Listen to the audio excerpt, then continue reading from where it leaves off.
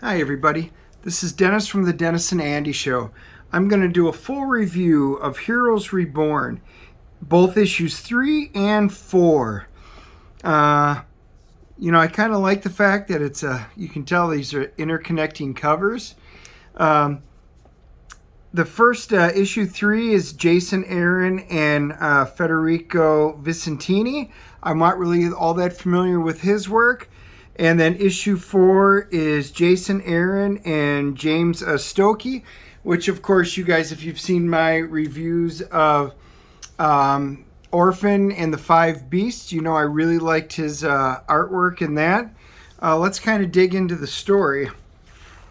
So issue 3 starts out, with a character. He's sitting around talking. And, he's talking about mystic hacks and how many TVs he has in his house. He's got 20 phones that he's going at the same time. He does 500 selfies a day. It goes on and on and on. He's like, wonder how many TVs I have. Oh, he goes and comes back, 48. We know he's a speedster. And then we get to find out the information on him. The world's fastest mortal, Blur is his name. Since the fateful of jogging through a strange mist that magically altered his body chemistry, Stanley Stewart has worked as a mail carrier, window washer, dog walker, barista, computer programmer, sometimes all in the same day, but it's his job as the high-octane hero, Blur, that takes up most of his time. So you're like, a speedster, kind of like Quicksilver in the Marvel Universe. So he talks about the fact that, he's actually going up against Ursa Major. So we know he's over in Russia, fighting those guys, because this is all alternate world with the Heroes Reborn. And he's getting chased, and she goes, not even you can outrun 1,000 spells a minute. All I need is for one of my high-speed internet, basically high-speed hexes to connect, and I'll finally have revenge for. And then you find out it's for killing her brother. And he goes, you're the Silver Witch, the self-proclaimed Speedster Supreme. Believe me, I've got litigation pending on this one. So he's really cocky. He's really kind of got Pietro's attitude and everything about it. So it's kind of interesting that she's the one chasing him. She's also a speedster, but with magical abilities. He's running around. They're going through. She's like, arrogant pig. This is for Pietro. And she hits it. He goes, Nighthawk tells me I'm too cocky for my own good. Okay, maybe this once he's right. And bam, he's down there. He goes, you're on your feet screaming. So she's basically ripped his astral form from his body. Full well knowing that if they're disconnected too long, he's going to wither and die. So he's like, he sees the mindless ones. And he goes, boom, hyper fast thoughts of Hogarth. Here we go. The art's not bad in this. I love you guys to leave comments on what you think of the art. Like I said, I wasn't familiar with him. But, it tells a good story. He talks about how he ran an army of marauding microscopic Ultrons through Hyperion's lower intestine. He even raced through time itself to stop Doom 2099. So there's a lot of references of the way things happen in this other universe. He goes, but this gives me an idea. No one can outrun vengeance, Blur, especially not here on the Penance Stair. So here, even it's the Ghost Runner, not the Ghost Rider. So he's got the Penance Stair. He's like, cool, I remember this. This is the part where I run until your leg bones melt. It's kind of snappy. It's not bad. He races back. She goes, sometimes that's changed my hey, don't mind me, witchy, just been time tearing so I could skip ahead to the part where I smoke you. I'll take my soul back now. She's like, whoa, a soul won't be so easy to pry from its body. You're unnatural, Blur. You shouldn't even be alive. And then she does no more speed, just like, in the regular timeline where she went no more mutants. And all of a sudden he's like, hey, whoa, my feet, they're moving so slow. Is this what it's like to be a regular guy? And then it goes years ago, the Tibet Mystical Monastery. So he's out there. There's the Ancient One. And, the Speedster. He's trying to learn, to control things. And basically, the Ancient One's telling him, you need to sit and basically collect your thoughts and stare at this flower. And he's like, how long? Until you see what you need to see. Which is great, because he's sitting there. Then it says, it took me 17 days exactly of sitting there staring at the stupid flower, starving, going insane. It took me 17 days to see what the flower had to show me. My mind moves so fast, sometimes I forget. My name is Stanley Stewart, the Blur, the fastest mortal alive, and I have the attention span of a hummingbird on meth. Kind of funny. I kind of enjoy that. I know what it is to see with all of your focus, with all of your eyes, to see life racing past you, just beyond the doors of perception, to see everything that you miss, because he normally goes fast. He goes, I love being me. And he sees something. All of a sudden, he's fading. She's thinking, oh, he's going to die. Wait, what in the world? Look at what he's writing. I think it's called a wraith whale. Sounds fearsome, but they're pretty peaceful. Now, me, on the other hand, and then you can see he winds up capturing her. She winds up going to a Ravencroft, which is kind of like Arkham in the Marvel universe. It's talking about it's a madhouse, it's a world gone insane, and the Speedster's back, and he goes, oh, next, Dr. Spectrum. He goes, oh, what was I talking about? Sorry, I've always babbled before a good race. You're all stretched good to me. Loser buys the burger. Ready? 1, 2, 3. And he's racing Dr. Spectrum. So that's the end of the main story. And then this is the Ed McGuinness second part. You can see Bullseye. He's down in with rats. There's fire. He's like, it's burning my soul. And then you see, I'm the Phoenix, Maya Lopez, once known as Echo. So in this universe, the Phoenix Force has inhabited Maya Lopez, which is interesting. It kind of goes through her history and what she's got, the fact that she sometimes has to be different. And she's like, you can't sneak up on me, especially with that taste or the smell of stale blood. Like I already like her. And there's Steve Rogers. This is great from the last one. He goes, I won't lie, your power frightens me, Phoenix. Even in the hands of someone who wielded it for years. And according to the Blade, the last we saw you, Maya, you had just gotten a hold of it, or maybe it's gotten a hold of you. But he goes, we're putting together a team and hopefully bringing back the world we lost. For we need more than fangs and a shield, Maya Lopez. So that's actually really cool. They're basically like, we need to bring in somebody else. Something is wrong. I think you can feel it with the Phoenix Force. We need somebody to help us set this universe right. So that moves right into issue number 4. And we had talked about this on the live stream. Issue number 4, we're going to go through the story, but as soon as we open it up, James Stokoe, I love his artwork in Orphan and the Five Beasts, but it is so, as Andy put it, jarring and so difficult, and it really doesn't lend itself to traditional superhero books, in my humble opinion. The one thing he and I did agree on, now like this, where he's showing Rocket and Groot, who are mercenaries in this universe, and they've been hired basically to go after him. That looks great. And we both agree, if they were to do a Rocket and Raccoon solo book, this would be a really interesting style to work it in. But in terms of this, we can actually see the Watcher, and it's this book's going to be about Dr. Spectrum. So the Watcher basically hires the bounty hunters to take out Dr. Spectrum.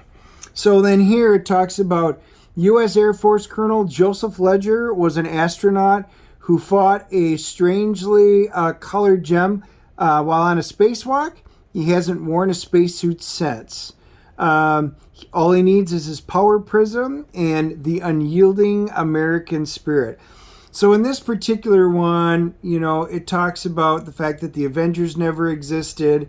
The Squadron Supreme of America has always been Earth's mightiest superhero. Phil Coulson is the President of the United States. Squadron members Hyperion and Blur recently battled some of their own foes, including the Hulk and the Silver Witch, which you've seen from our, previous ones. And then we get to see, there is Dr. Spectrum, and he's going toe-to-toe with Thanos. And this is kind of cool. Thanos has gotten a hold of Infinity Rings again. Once I shot him off his fingers, he took them back to nowhere. Celestials like to think they're gods. Only a few years back, I had to tear the head off of one, and I built a black site prison inside of basically the head of one of the Celestials. He's basically there to say, look, I'm God, nobody else is. And of course, he's American. So this is one where they're talking about the superhero. He's 100% American, and he touts it. So that's going to be kind of the theme you can tell in this book. Hey, cowboy, so you can see that. And he goes, where do you keep the flarkheads around here? And he shoots missiles because, Rocket basically says, I can kill anything. It just takes a different type of bullet. So it's actually a pretty cool battle that they, do accomplish. And, he goes, right, and Groot's his big gun. He goes, I am Groot, and he lets forth these really interesting bullets. And they're all yelling, I am Groot, I am Groot. And he's like, what the hell kind of gun is that? Prism, how do I... Showing the savage firsthand the two-fisted glory of American exceptionalism. That is always what I imagined being an astronaut would be like. But mostly, it's trying not to die screaming in space. Prison. So, anyway, you can see the battle continues. Looks like Rocket's kind of got him. The battle continues on. And he goes, that's right, only because the truth matters, and this is what I feel in my heart. The Power Prism comes from God Almighty, so I can be his instrument, out among the God-forsaken stars. I am Groot, I am Groot. That's kind of funny. He's like, I'm the reason there are no more Kree accusers, no Black Novas, no Starjammer space pirates. I am the reason space will someday be safe for decent, God-fearing American settlers. Once animals like you have learned their place. And it's like, I am Groot. And he goes, or been hunted to extinguish. Groot basically, he's trying to have a brave face. He goes, I've got more guns than you know what to do with. And he really doesn't. And he goes, Mothership, I'm basically done. No matter what happens, just take care of the... No, wait, what's she doing? Boom, something happens. There's Rocket. This is kind of cool. He gets the Starbrand. And now the battle really heats up. So again, it's a pretty cool battle. It goes through the history. It talks about, basically how he gets the information out of Ego, that they were Wakandan ships. Anyway, so you can kind of see how strong that the Spectrum is, Dr. Spectrum is. So this is actually really cool. He goes, look, here's the question. He makes a gun. You ask, what can you do with the Starbrand? I make a gun that can shoot stars. Goodbye, Doc. And that is pretty cool looking. He shoots them, only he basically just cuts the star in half. And he goes, I tame the living bioverse of the Black Galaxy, one bloody sun at a time. He goes, I've been places your raccoon brain cannot imagine. I've absorbed the entire rotting reality into my prison and keep it contained. He's basically saying, like, there is nothing that you can do to me that I don't have an answer for. And it's cool. He winds up killing Rocket Raccoon. And then he goes back to the mothership, and Dr. Spectrum knows he loves that ship more than life itself. And of course, we find out that the kid that has the Starbrand, he was found, and that he was raised from an infant by Rocket and Groot. Anyway, we get back to Earth, and they're in Washington. Yeah, that really looks like Washington. There's something else I forgot to mention. They can speak freely. He goes, it's something Blur said that night at the squadron meeting. He was talking about this reality was tampered with. He goes, but I'm Dr. Spectrum. I see anything. I would know if something's wrong. And yet, there's the $10 bill of the United States of America. And Mephisto we trust.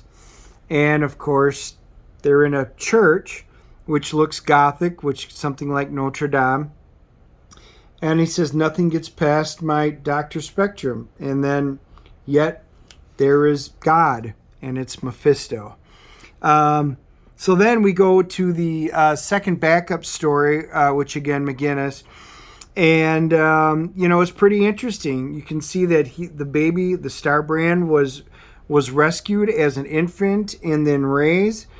And he goes, he told me I would know when. Groot, take me to Earth.